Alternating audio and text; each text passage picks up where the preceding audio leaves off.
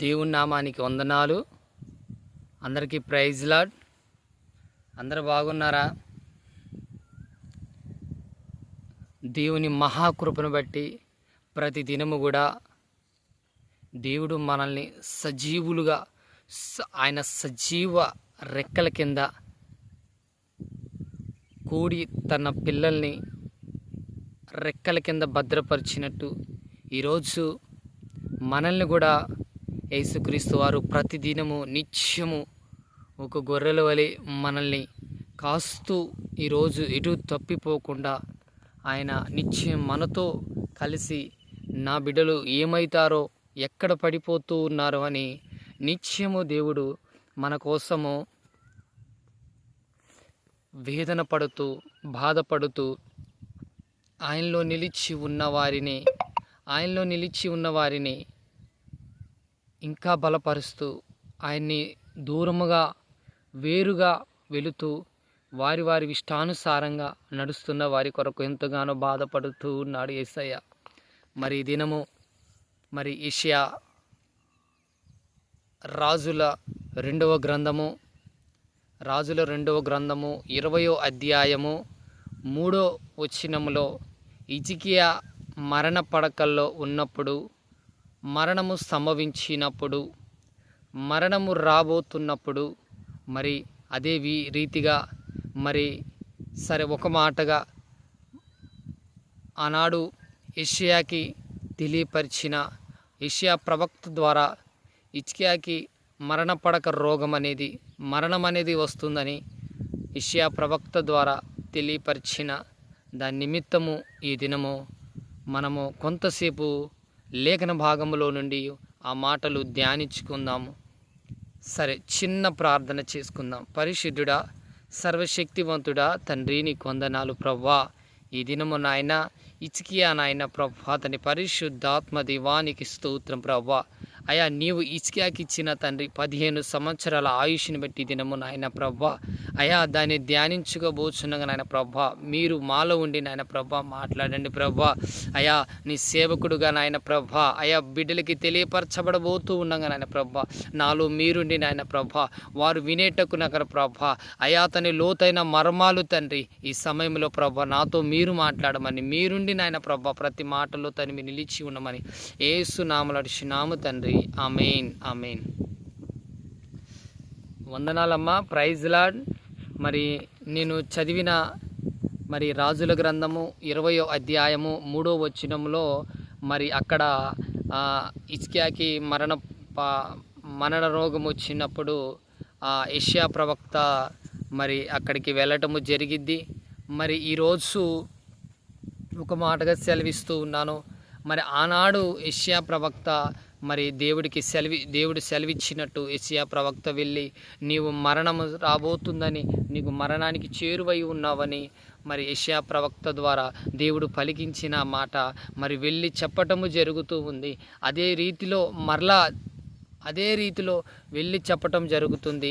దాని నిమిత్తమై వెళ్ళి చెప్పిన సమయంలోనే ఎంతగానో బాధపడుతూ కన్నీరు కారుస్తూ గోడ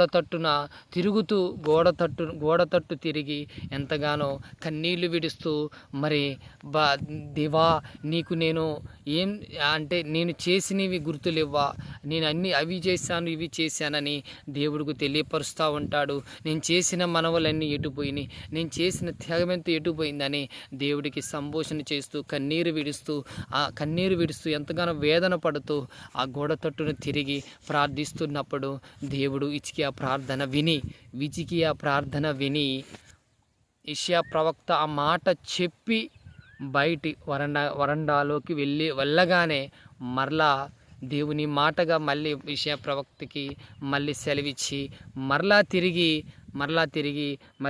హిజ్కియాకు వచ్చి, నీకు మరణము తొలగిపోయి ఉన్నది, నీకు 15 సంవత్సరాలు దేవుడు నీకు ఆయుష్ను పొడిగించి ఉన్నాడు అని మరలా తెలియపరిచి ఉన్నారు. ఈ మాటకి అర్థము ఏమిటి అంటే ఈరోజు దేవుడు మనకి తెలియపరిచిన ఈ మాట ప్రకారము ఈరోజు ఈ లోకంలో ఒక సేవకుడుగా నియమించి సేవకుడుగా ఏర్పాటు చేసి గ్రామాలలో ఒక్కొక్క సేవకుడిని ఎంతోమంది సేవకులు గ్రామాలలో నిలిచి ఉన్నారు.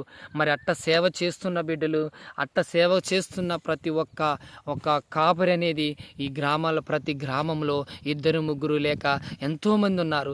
మరి అలాంటి వారిని నువ్వు ఎలా గౌరవిస్తూ ఉన్నావు? ఈరోజు ఒక సేవకుడు నీ గృహానికి వచ్చినప్పుడు నీకు ఫలానా సమస్య నీకు ఎదురవబోతుంది, ఈ సమస్య రాబోతుంది, నువ్వు మరి హిజ్కియాకి తెలియపరిచిన యెషయా ప్రవక్త ద్వారానే మరి నీకు కూడా ఒక సేవకుడు ప్రార్థించినప్పుడు, మరి నీ దగ్గరకు వచ్చినప్పుడు, అలా తెలియపరిచినప్పుడు నీవు కూడా అలా మరి ఒక సేవకుడు వచ్చి నీకు సమస్య రాబోతుందని తెలియపరిచినప్పుడు నువ్వు దానికి ఏం తెలియపరుస్తూ ఉన్నావు, నువ్వు ఏం చేస్తూ ఉన్నావు దాని విషయంలో? ఈరోజు ఒక సేవకుడు వచ్చి నీకు చెప్పినప్పుడు మరి నువ్వు ఎలా దానిని వినియోగించుకుంటున్నావు ఆ మాటల్ని? మరి ఆనాడు హిజ్కియా గోడ తట్టును తిరిగి మరి దేవునికి ప్రార్థించినప్పుడు ఎంతసేపు ఇక్కడ నుంచి మరి ఇప్పుడు మన గృహాలలో మన గృహంలోకి వచ్చి మన గృహానికి మనకి వరండాకి బయట ఆవరణానికి ఎంత తేడా ఉంటుంది? కొద్దిగా తేడానే ఉంటుంది. ఉంటే 2 కుంటలు, ఒక కుంట మధ్యలోనే మనం గృహాలు కట్టుకుంటాము. సరే, ఒక కుంటలో గృహం కట్టుకున్న ఒక అరకుంట పక్కన ఉన్నా కానీ కుంట అంటే ఎంత మన ఇళ్ళ స్థలాలు తక్కువ ఉంటాయి కాబట్టి కొంతసేపు అంటే మన ఇల్లు దాటేసరికి ఎంత టైం పట్టిద్ది? 3 నిమిషాలు 4 నిమిషాలు పట్టిద్ది అంతే. 3 నిమిషాలు కూడా పట్టదు.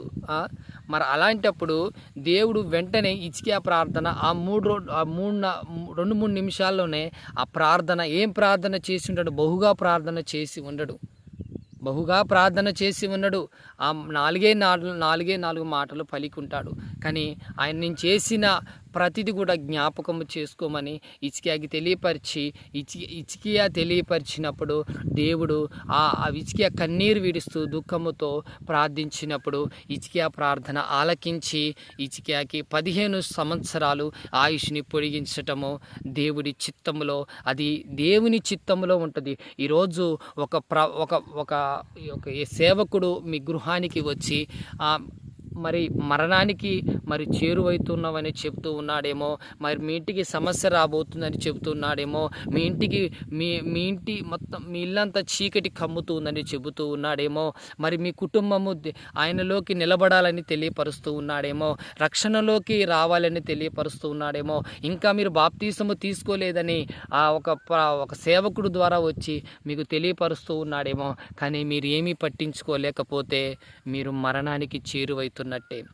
ఆనాడు హిజ్కియా పట్టించుకోకుండా ఉండలేదు. ఆ మాటలు పట్టించుకున్నాడు, చెవున పెట్టుకున్నాడు. ఆ మాటలు యెషయా ప్రవక్త వచ్చి చెప్పినప్పుడు ఆ మాటలు హృదయంలో ఆలోచన కలిగి ప్రతిదీ కూడా ప్రార్థన చేసి ఉన్నాడు. నా ప్రార్థన ఆలకిస్తాడు, దేవుడికి నేను మొరపెడతానని ఆ క్షణమే చెప్పి యెషయా ప్రవక్త ఎన్నిక వచ్చినప్పుడు ఆ క్షణమే వెంటనే మళ్ళీ దేవునికి ప్రార్థన చేయటము జరిగింది. ప్రార్థన చేయటమే కాదు, ఆయనకి మరణ పడకల నుంచి విడిపించటము కూడా జరుగుతుంది. ఈరోజు సేవకుడు వచ్చి నీకు ప్రార్థన చేసి వెళ్ళిపోయినప్పుడు నువ్వు ఎలా ఉంటూ ఉన్నావు?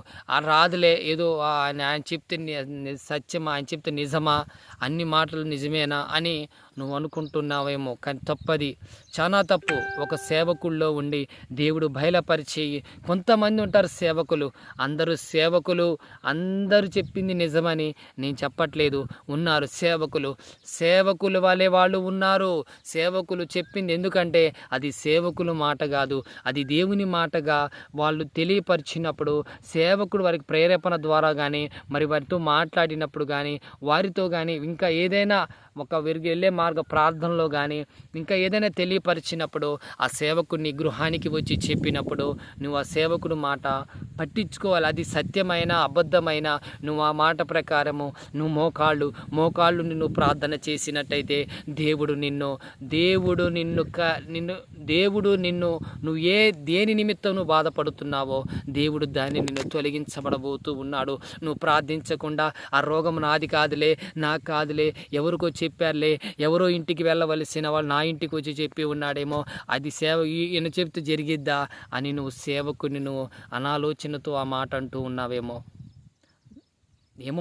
సేవకుడు నీ దగ్గరికి వచ్చినప్పుడు ఆ మాటగా విని దేవుని మాట అని నువ్వు ప్రార్థిస్తే నీమేమవుతుందో చెప్పు, ఏమైపోతుంది? ఒక్క 5 నిమిషాలు మమ్మీ ప్రభా మరి ఈ మాట నీవు పిలుచుకున్న నీ సేవకుడు వచ్చి మాట చెప్పి ఉన్నాడయ్యా, అయ్యా మరి ఇది సత్యమేనాయా, మరి నేను నమ్ముచూ ఉన్నాను, మరి మరణం నాకు రాబోతుంది, మరి సేవకుడు ద్వారా నువ్వు తెలియపరిచి ఉన్నావని నువ్వు నమ్మి ఆ సమయంలో నువ్వు ప్రార్థన చేసినట్టయితే అది అబద్ధమా నిజమా అనేది తర్వాత సంగతి. అది నువ్వు ప్రార్థన ముందు చేసావా లేదా, అప్పుడు ఆ సమయంలో నువ్వు దేవుని చిత్తము దేవుని మాటకి నువ్వు గౌరవించావా లేదా అనేది ఆ సమయంలోనే అర్థమవుతుంది.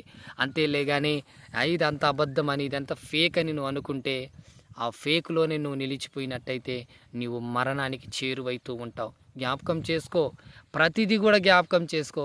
ఈరోజు అన్ని సమస్యలు రావచ్చు, సమస్య లేనివాడు ఏమీ లేదు, ప్రతి సమస్య రావచ్చు. నీ ఇంటికి సేవకుడు వచ్చినప్పుడు నువ్వు గౌరవించు కానీ పూజించకు, సేవకుడిని పూజించకు. సేవకుడు పూజకు అర్హుడు కాదు, దేవుడే పూజకు అర్హుడు. ఆరాధనకి దేవుడే అర్హుడు.